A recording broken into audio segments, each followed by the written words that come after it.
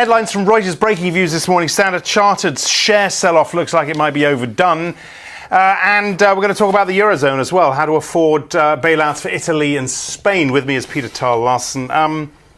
You think it's gone far enough, this sell-off in Standard Chartered? I think so, yeah. I mean, basically, the reason for the sell-off is twofold, really. Partly these allegations of that they hid $250 billion of transactions from the US authorities, which raises the prospect of a large fine. And then particularly this threat that the New York regulator could revoke Standard Chartered's New York banking license, which for a bank like Standard Chartered, which has a big wholesale operation, generated 2/3 of its operating income in the first half, and also does a lot of dollar-denominated trade finance type business, that would be a severe blow to its stability and to its future. Yeah.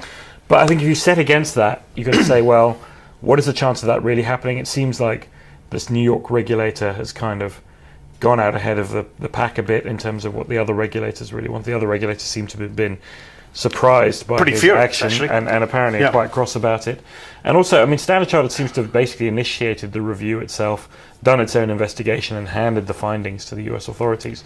So for it then to be kind of receive the ultimate sanction for that would seem a bit harsh. But there is that risk. It's an election year, you know, it's Iranian sanctions, you know, kind of there's a general anti-banker sentiment. It's a risk. But okay, so they were off what, 23% yesterday. Yeah. I don't know, it's pulled back a little bit today, or it's up a bit today. What's a fair price right now, given what we've seen happen? I mean, I think there's a couple of things. I mean, the first thing you've got to look at is say, well, so at the moment it trades slight premium to at the current price. It trades at a slight premium to tangible book value for the end of this year, according to Credit Suisse forecasts.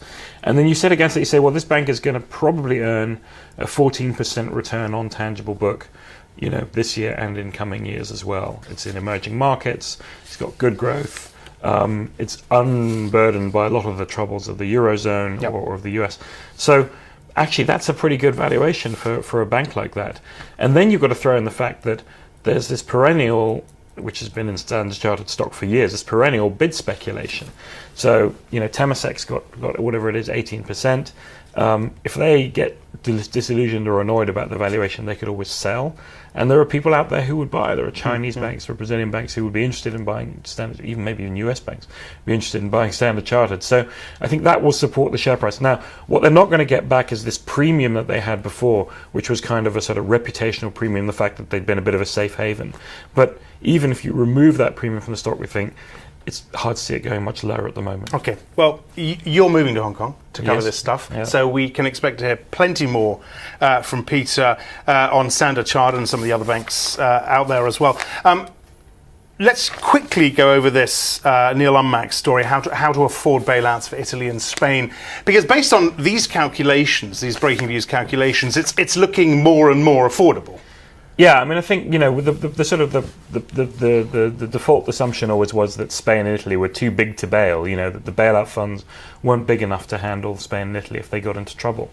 But actually, what Neil has done is sort of crunched the numbers and said, if you look at what the European Central Bank said the other day about sort of coming in and supporting short-term bonds, buying short-term debt of countries that apply for help, actually, we think that you might be able to construct something whereby it sort of makes sense. And the way it works is essentially you assume that the ECB supports the price of the short-term debt, which allows those countries to issue short-term debt and without having to seek a bailout.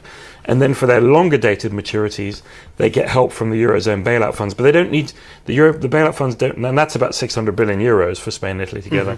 But the Eurozone bailout funds don't need to finance 100% of that, because you've got local banks and local investors who will basically be encouraged, shall we say, to roll their maturing bonds into new bonds in those countries. So if you say actually the bailout funds only need to buy half of the primary issuance of these countries, then it's about 300 billion and they've got about 400 billion in the tank. So it could happen. The risk is really for the ECB, because they'll be buying at the short end. Now, if people believe that they'll buy, they may not have to buy very much. Exactly. But where you have wobbles in reforms, or worries that some of these countries might fall off the wagon in terms of reforms, the ECB will then be tested and have to go in and buy. And it could end up owning a lot of bonds which then actually makes the whole thing look less of a bargain. Okay, Peter, many thanks for that. We wish you the best of luck in Hong Kong as well. Thank you very much. Many thanks for everything, Peter. That was Peter Tal Larsen. You can see him, you will be seeing him from our studios in Hong Kong and reading all his pieces, of course, on the Breakingviews site and on the Reuters platforms out of Hong Kong. For more agenda setting insight, watch our US Breakingviews show every day, 12:30 Eastern, 17:30 BST. I'm Axel Threlfall. This is Reuters.